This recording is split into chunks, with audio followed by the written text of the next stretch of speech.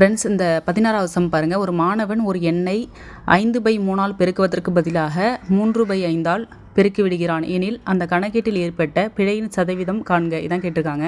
இதில் ஒன்றுமே தேவையில்ல, ஈஸியாக இருக்கும் இந்த கணக்கு. சரியான மதிப்பு எதுன்னு பார்த்துக்கோங்க, தவறான மதிப்பு எதுன்னு பார்த்துக்கோங்க. இங்கே கொடுத்துருக்கிறது 5/3 பெருக்குவதற்கு பதிலாக, அப்போ இதான் சரியான மதிப்பு, இது தவறான மதிப்பு. இப்போ பாருங்கள், சரியான மதிப்பு மைனஸ் தவறான மதிப்பு டிவைடட் பை சரியான மதிப்பு இன்ட்டு பர்சன்டேஜில். ஏன்னா பர்சன்டேஜில் தானே கேட்டிருக்காங்க, இதான் ஃபார்முலா. இதை வந்து மனப்பாடம் கூட பண்ணிக்கோங்க, ஏன்னா இந்த கொஷின் அடிக்கடி கேட்குறாங்க. அப்படியே இதில் சப்ஸ்டியூட் பண்ண வேண்டியதான். சரியான மதிப்பு மைனஸ் தவறான மதிப்பு டிவைடட் பை சரியான மதிப்பு இன்ட்டு 100.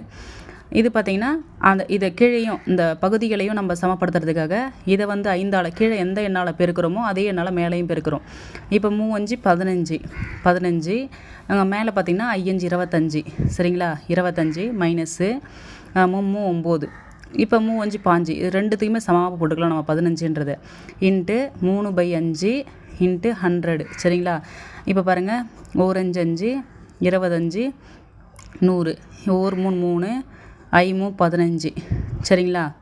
இப்போ அடுத்த ஸ்டெப் தான் போட்டிருக்கேன். இது 25 - 9 கழிச்சு 16. இந்த 5 அப்படியே இங்கே போட்டுக்கிட்டேன், இந்த 20 போட்டுக்கிட்டேன், பேலன்ஸ் இருந்ததை.